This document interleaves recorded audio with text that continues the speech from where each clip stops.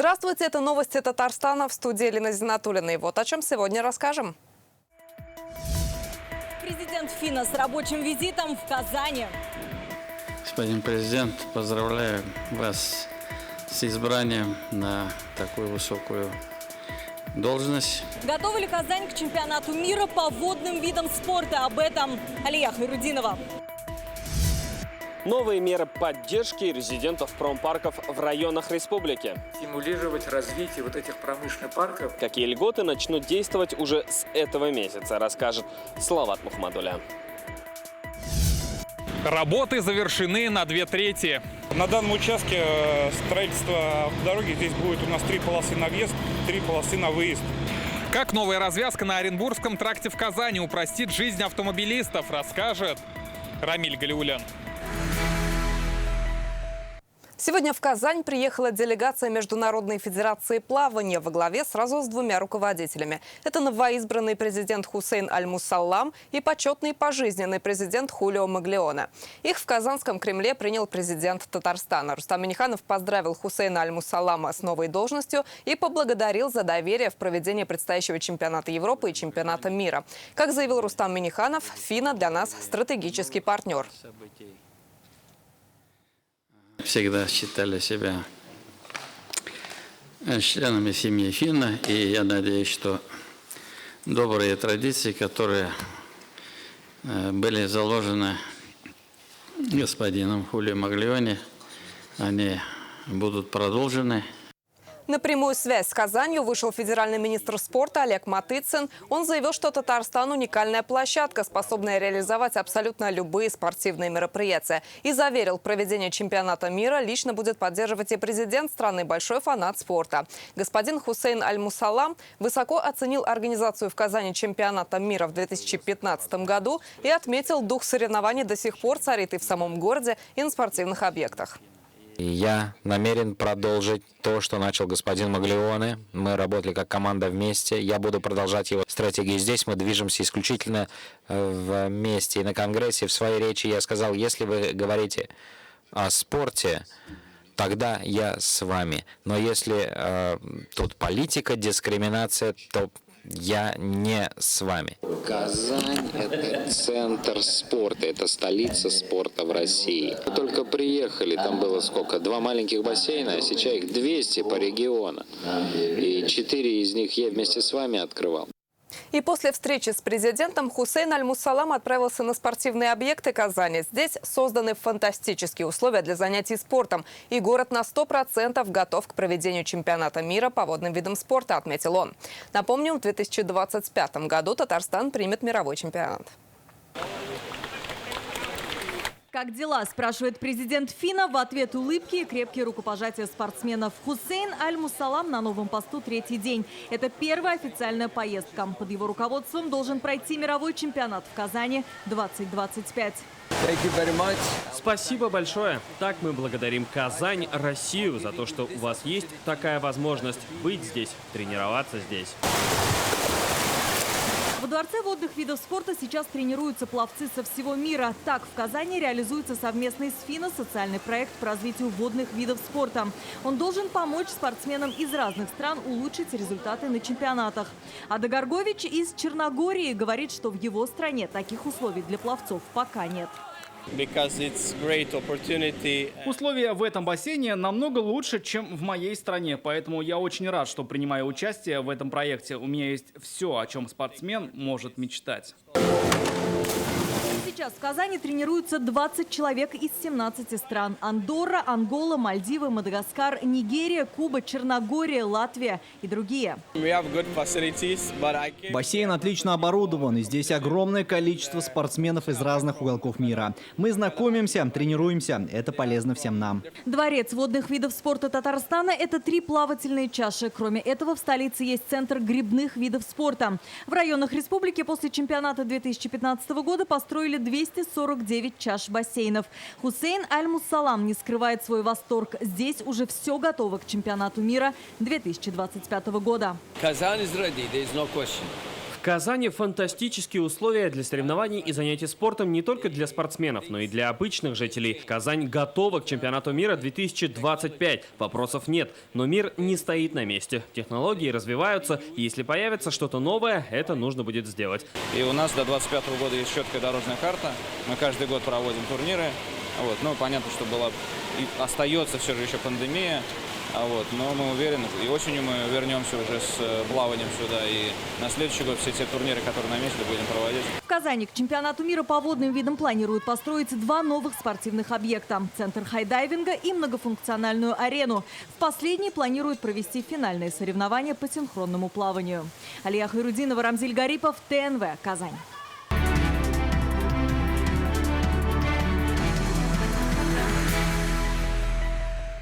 К другим темам. Сегодня в Минтрансе объяснили утреннюю пробку на Оренбургском тракте в Казани. Затор возник из-за перекрытой на полчаса одной из полос движения. Все из-за строительства новой развязки, а потому водителей просят набраться терпения. Подземная петля должна разгрузить дорогу в обе стороны и уменьшить количество ДТП. Когда изменения смогут почувствовать водители? Ответ у Рамиля Галиуллина. Сейчас мы едем по Оренбургскому тракту. Дорога в сторону аэропорта, Борового-Матюшина, Столбищ и других близлежащих населенных пунктов. Без преувеличения, трасса считается одной из самых загруженных в городе. Ежедневно на въезд и выезд проезжают десятки тысяч автомобилей. И решить проблему заторов должна новая строящаяся развязка.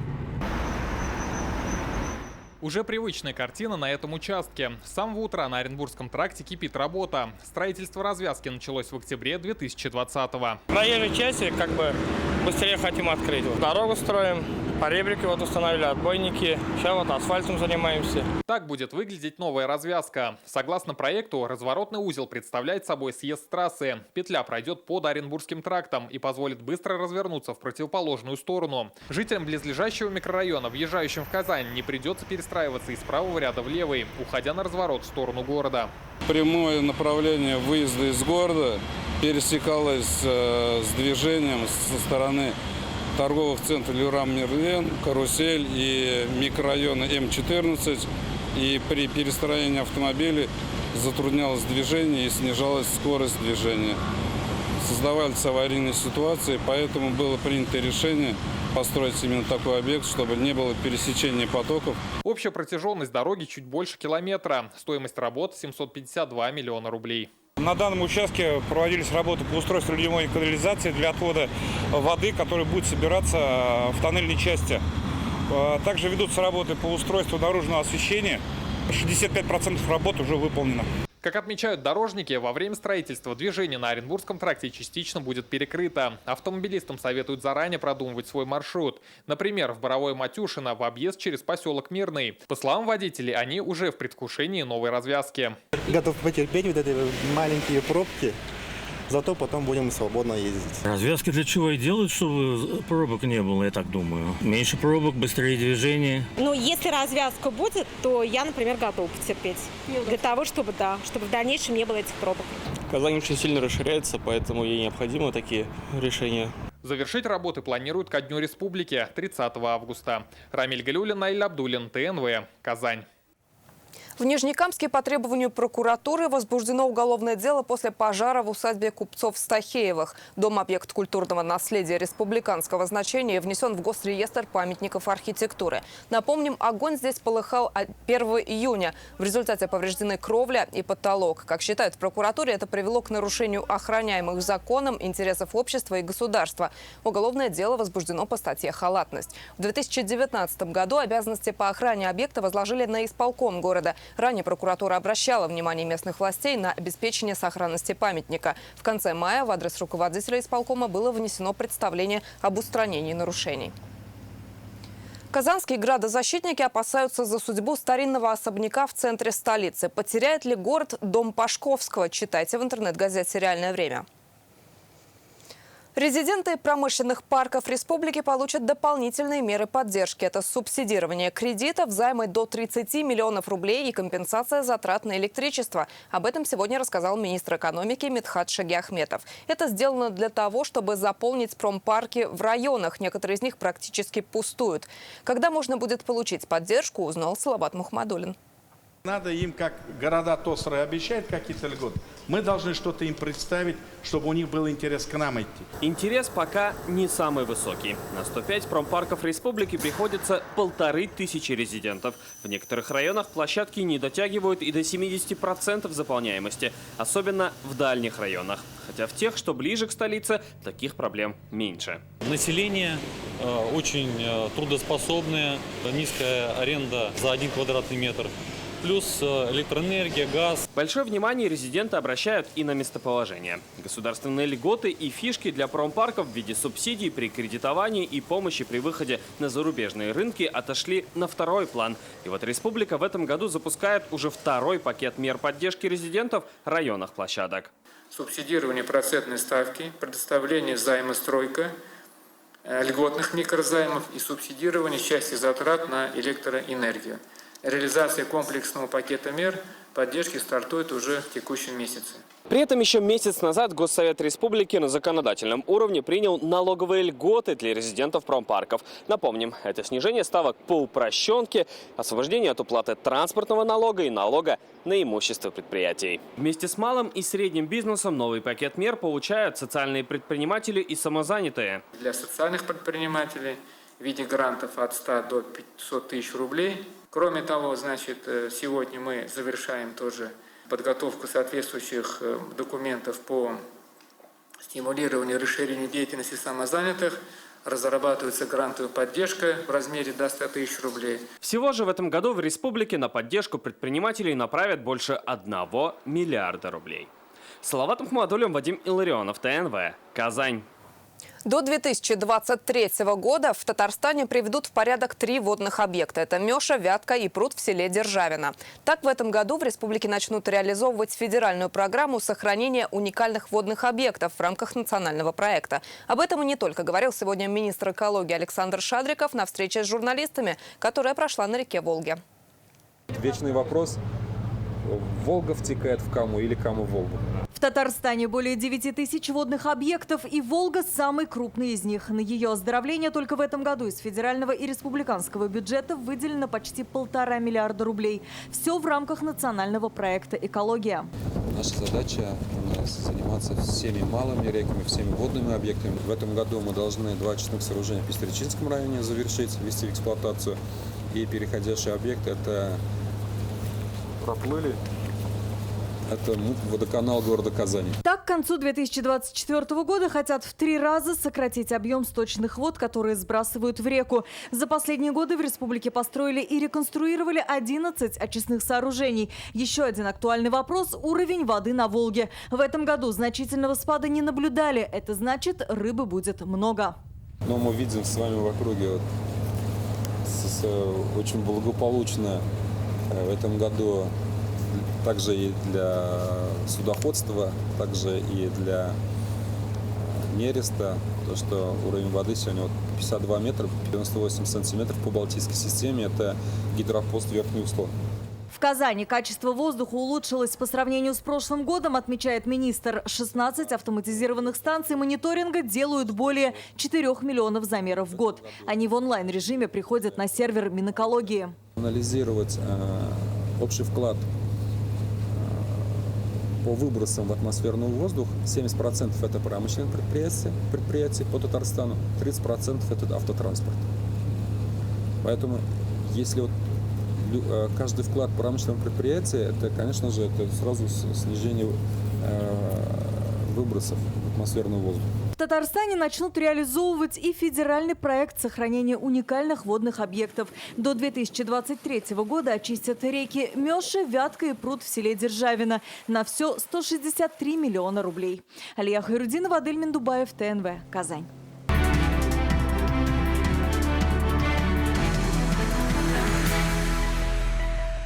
Сегодня Рустам Минниханов провел встречу с главой Якутии Айсеном Николаевым. В Кремле президент Татарстана вручил гостю медаль столетия ТССР. Они подписали соглашение о сотрудничестве между республиками в экономической, социальной и других сферах. Также Рустам Минниханов и Айсен Николаев поставили подписи под планом мероприятий до 2023 года.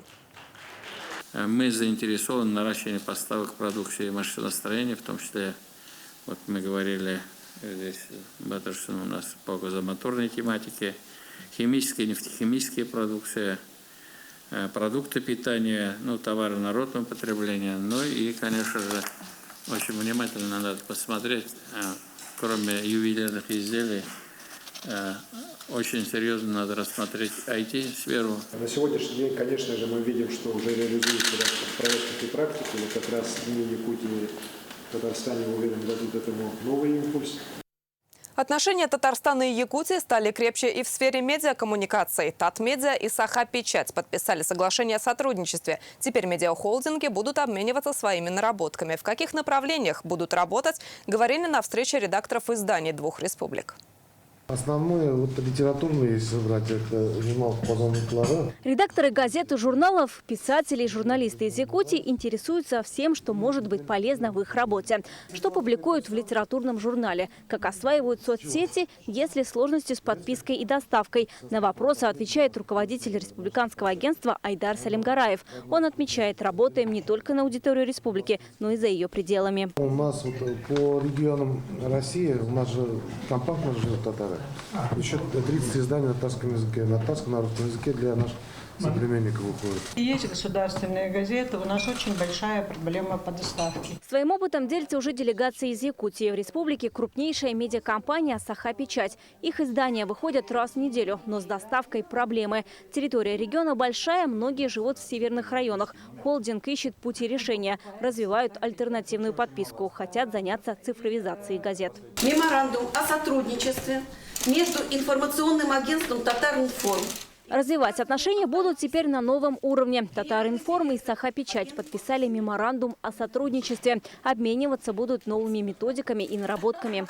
Мы очень рассчитываем на обмен опытом в направлении цифровой трансформации наших районных газет, в работе медиашколы корпоративной, обучение наших журналистов. Интересно, конечно, их методика работы в области распространения газет, работа с социальными сетями, с WhatsApp. У них большие наработки здесь есть. А у нас они готовы перенять опыт работы сохранения родных языков. Мы тюркоязычные народы, и татари, и якуты. Наша история где-то соприкасается. Поэтому такой внутренняя духовная тяга друг к другу есть. И ее нужно, наверное, развивать. Обмен опытом и информацией начался сегодня. Первое фото с этой встречи уже в соцсетях Саха-Печати и агентства Татмедиа. Вероника Гайнудинова, Марат Зайдуллин, ТНВ, Казань. Сегодня в Казани находятся большие делегации из 3 регионов страны – Ямало-Ненецкий, Ханты-Мансийские автономные округа и Республика Саха-Якутия. На базе КФУ они изучают опыт Татарстана в госуправлении и социально-экономическом развитии. Ранее с такой просьбой к президенту Татарстана обратились руководители регионов. Рустам Минниханов в своем выступлении отметил, что в Татарстане сформирована собственная система профразвития государственных и муниципальных служащих. Ежегодно 5000 человек проходят курсы в высшей школе госуправления. Президент подчеркнул, что Татарстан заинтересован в сотрудничестве с регионами, чему будет способствовать и обучение здесь.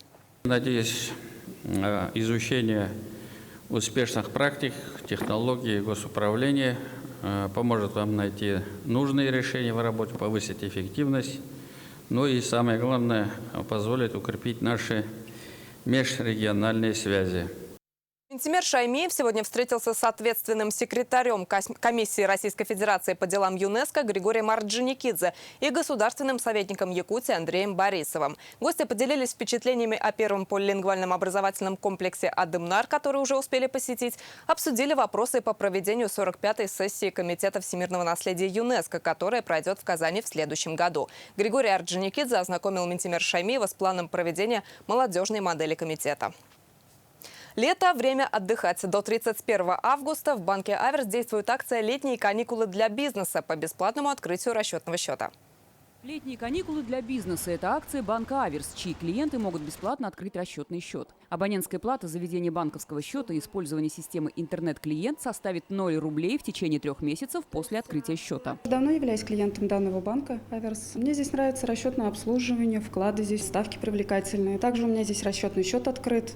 Сейчас хочу привлечь друзей для открытия расчетного счета, потому что у них проходит здесь акция без комиссии открытия расчетного счета. Услуга расчетно-кассового обслуживания в банке «Аверс» включает все виды операций с наличностью. Это приемы зачисления на счет средств в день поступления с возможностью немедленного расходования средств, выдача наличных денежных средств, обмен, пересчет, прием платежных поручений в рублях и переводы день в день, услуги валютного контроля, безналичные переводы, поступления в иностранной валюте и другие услуги. Я являюсь клиентом банка «Аверс» и считаю, что банк «Аверс» один из самых надежных банков Татарстана. Благодаря системе дистанционного банковского обслуживания интернет-клиент, предприниматели имеют возможность круглосуточно передавать платежные документы, получать информацию о состоянии счетов и выписки по ним. В парке нефтехимиков прошел праздник, посвященный Дню охраны окружающей среды с участием представителей Нижнекамска-нефтехима. Праздничная дата совпала с принятием в компании 5-й экологической программы, рассчитанной до 2025 года. Этот праздник очень веселый и очень важен, так как мы призываем людей не загрязнять планету. В преддверии Всемирного дня охраны окружающей среды на площадке парка нефтехимиков выступили творческие коллективы города, воспитанники детского эколого-биологического центра, а также его сотрудники. Благодаря Нижнекамску-нефтехиму появилась уникальная возможность приобщить детей к такому мероприятию. Мы сотрудничаем и с Нижнекамским лесничеством, и зональным управлением экологии. С 1 апреля по 31 мая в городе прошел санитарно-экологический двухмесячник «Эковесна». Все образовательные учреждения приняли активное участие. Итоги подвели на празднике, организованном по инициативе Нижнекамск-нефтехима. Являясь крупным промышленным предприятием, компания уделяет особое внимание вопросам охраны окружающей среды. В 2020 году завершена 4-я экологическая программа, рассчитанная на 7 лет. Самыми значимыми проектами последних лет стоимостью больше 3 миллиардов рублей стали реконструкция биологически очистных сооружений и строительство нового 15-километрового коллектора промливневых стоков. В этом году Нижнекамск-нефтехим принял 5-ю экологическую программу до 2025 года. Экологический вопрос сейчас всемирно действительно он актуален, потому что большими темпами идет урбанизация, рост промышленности. Экология в этом плане не должна отставать. То есть она тоже должна быть современно защищена. Нижнекамск-нефтехим активно проводит и другие общественно значимые природоохранные мероприятия. В 2021 году компания запустила проект по раздельному сбору мусора в специальные фондоматы. Проводятся ведь у нас и акции по озеленению при городской территории, да, уборка после зимы, значит, в виде субботников. И в этих мероприятиях также принимают участие дети. Вот как раз мы сегодня таких детей, самых активных, самых одаренных, планируем поздравить. За участие в «Эковесне» памятные подарки представителям школы и ученикам вручили представители Нижнекамск-нефтехима. Уже после насыщенной концертной программы детей ждали увлекательные мастер-классы и игры. Первую игру сборной России на чемпионате Европы можно будет посмотреть на специальной фан-зоне в Казани. Она откроется возле Дворца земледельцев. Чемпионат Европы стартует 11 июня. Наша сборная проведет свой первый матч уже на следующий день, в День России. Соперником станет Бельгия. Опыт организации фан-зон на открытом воздухе Казань уже имеет со времен чемпионата мира. Казанский «Синтез» одержал победу в первом матче финала Кубка России по водному поло. Игра проходила сегодня в бассейне «Оргсинтез». Нашим ватерполистам противостояли игроки команды «Спартак» из Волгограда. Победная серия «Синтезов» в чемпионате и Кубке страны достигла 37 матчей. Какой счет и с каким преимуществом мы едем в Волгоград, расскажет Салават Мухаммадулин. Все правильно, Адель Латыпов может попасть и попадает. Первый период первой игры финала. И сразу град мячей. 3-3. «Синтез» и «Спартак» начали игру, что называется, в догонялке, не отпуская друг друга в счете. Волгоград свои полуфиналы отыграл раньше и было больше времени на подготовку. И чувствовалось в начале игры от них, что они подготовлены, что они свежие, что у них глаза горят. А у нас после полуфинала все-таки тяжело восстанавливаться. Мало времени прошло. До этой встречи «Синтез» шел без поражений в чемпионате и Кубке России уже 36 игр подряд. И финал не время останавливаться. Решающим стал 4-й период. На него команды вышли при счете 9-8 в пользу хозяев. После финального свистка на табло горели цифры 15-9. Все так же в в пользу синтеза. Ребята проявили такие черты характера, которые я лично обожаю, потому что характер для меня это прежде всего и то, что было вот после перерыва, то, что они сделали. Это вот их заслуга абсолютная, потому что тактики в конце сезона 0, все друг друга знают, соответственно, характер вышел на первое место. Красавцы, еще поздравляю, нам еще надо последний шаг сделать. А он, как известно, самый трудный. Но казанская команда – действующий чемпион России, да и сам сезон для клуба может войти в историю. Воспитанников в данный момент в команде у нас уже достаточно. У нас, во-первых, Синтез УОР, вторая команда, тоже стали чемпионами, выиграли высшую лигу. У нас и Хабибулин выиграл высшую лигу, это тренера школы. Победителя Кубка России по водному поло узнаем уже в ближайшее воскресенье после ответной игры в Волгограде. Салават Мухмадуллин, Ленар Хузяхметов, ТНВ, Казань. А на этом пока все. Всего доброго и до встречи в следующих выпусках.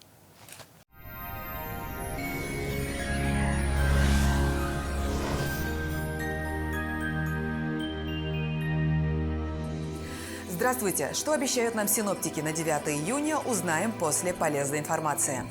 Лекарственный препарат Благир-3 помогает устранять проявления аллергии. Принимается при первых симптомах, не запивая водой. Таблетки Благир растворяются во рту. Сироп Благир помогает справляться с аллергией детям с 1 года. Благир-3 действует в течение суток.